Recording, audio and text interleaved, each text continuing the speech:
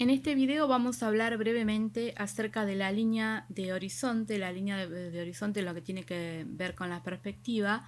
porque, bueno, dijimos anteriormente en los videos que es un plano horizontal que parte de nuestros ojos, que intercepta el plano vertical que se encuentra en último término, y donde se encuentran esos dos planos, entonces está situada la línea de horizonte. Pero es una explicación un poquito técnica, difícil de comprender. Por eso en la práctica es mucho más fácil decir que cuando miramos de frente, entonces ahí encontramos la línea de horizonte. Es decir, que corresponde entonces con nuestra visión cuando estamos mirando directamente un punto enfrente nuestro. También hay que tener en cuenta que la línea de horizonte eh, se eleva o baja también si nosotros lo hacemos, porque corresponde con nuestra visión, con el ángulo de nuestra mirada. Por eso aquí tienen en la fotografía un vaso transparente para ver entonces el comportamiento de la elipse de una forma y de otra. Porque lo que tenemos que tener en cuenta es que el punto de vista desde donde miramos el objeto va a cambiar entonces la porción de objetos que vemos. Entonces,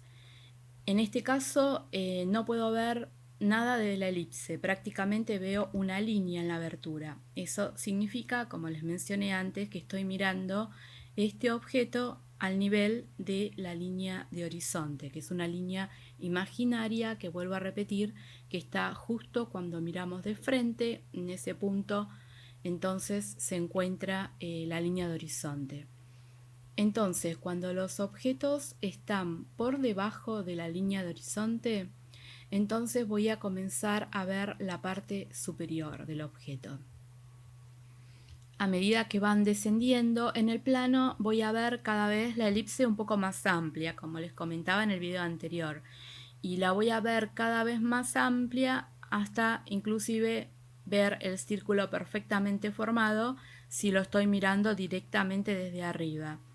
Y pasa lo contrario cuando el objeto se sitúa sobre el nivel de la línea de horizonte, entonces lo voy a empezar a ver como si fuera desde abajo. Entonces pueden ver que se ve una pequeña porción de elipse, pero desde la parte de atrás, desde el otro lado del vaso. Entonces voy a ver cada vez el objeto como si lo estuviera mirando desde abajo. Y además de eso hay que notar que el borde superior de los objetos empieza a formar un arco que es cada vez más redondeado a medida que más arriba de la línea de horizonte se encuentre el objeto, y inclusive si este vaso estuviera en el aire, entonces podríamos mirar también directamente su base. Acá pueden ver entonces cómo se ensancha la elipse desde el lado de atrás, por supuesto, y el borde superior del vaso entonces se hace cada vez más circular. Y esto se ve muy bien también en los objetos opacos. Aquí estoy mirando entonces este objeto a nivel de la línea de horizonte, por eso no veo nada de la elipse, de su abertura redonda, y si el objeto va bajando en la línea de horizonte veo cada vez más la elipse hasta inclusive ver el círculo perfectamente formado si me sitúo directamente la mirada sobre este objeto. Y luego también lo mismo pasa si el objeto se sitúa sobre la línea de horizonte, entonces empiezo a mirarlo como desde abajo y tengo que notar que el borde superior se hace redondeado, se forma como un arco. Entonces eso hay que tener en cuenta cuando dibujamos objetos desde este punto de vista, como si la mirada estuviera abajo y el objeto arriba. Y cuando realizamos bodegones no vamos a estar midiendo la línea de perspectiva, por supuesto,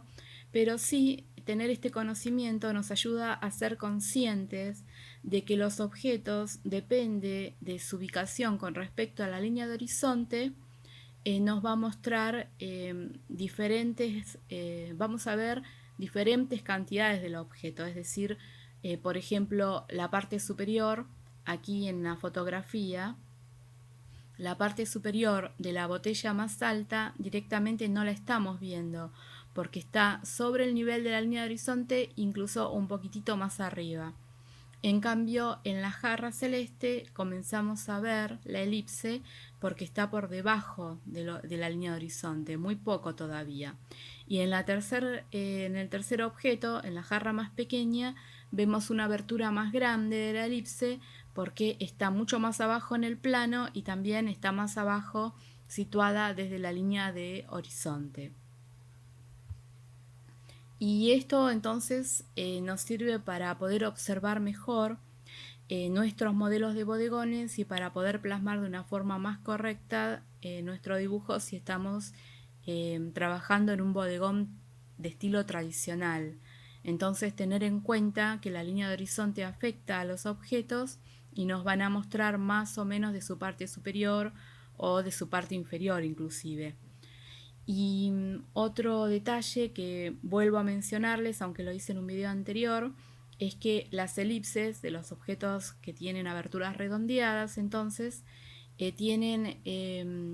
de acuerdo al lugar donde se sitúan con respecto a la línea de horizonte, van a ser de aperturas similares. Pueden ver que la jarra celeste y el objeto que está atrás a la derecha me están mostrando una abertura similar en sus elipses. En cambio, el objeto que está delante y más abajo en el plano y que está más lejos de la línea de horizonte, entonces tiene una apertura más amplia. Y así esto nos ayuda entonces con nuestro poder de observación, porque si bien, como mencioné, no vamos a determinar a dónde está la línea de horizonte en cada bodegón que hacemos, pero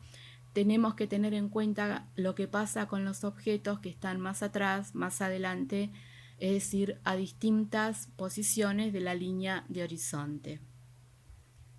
Entonces es simplemente como un conocimiento extra que nos hace más conscientes para poder observar mejor los objetos y poder olvidarnos de lo que sabemos de los objetos, es decir, cómo es un objeto, y poder concentrarnos mejor en lo que realmente está pasando en nuestro modelo de bodegón y cuál es la parte real que nosotros estamos viendo del objeto y cuál es la parte que queda oculta. Para eso nos sirve entonces estar conscientes de que existe esta línea de horizonte y que afecta la parte que nosotros vemos de cada objeto.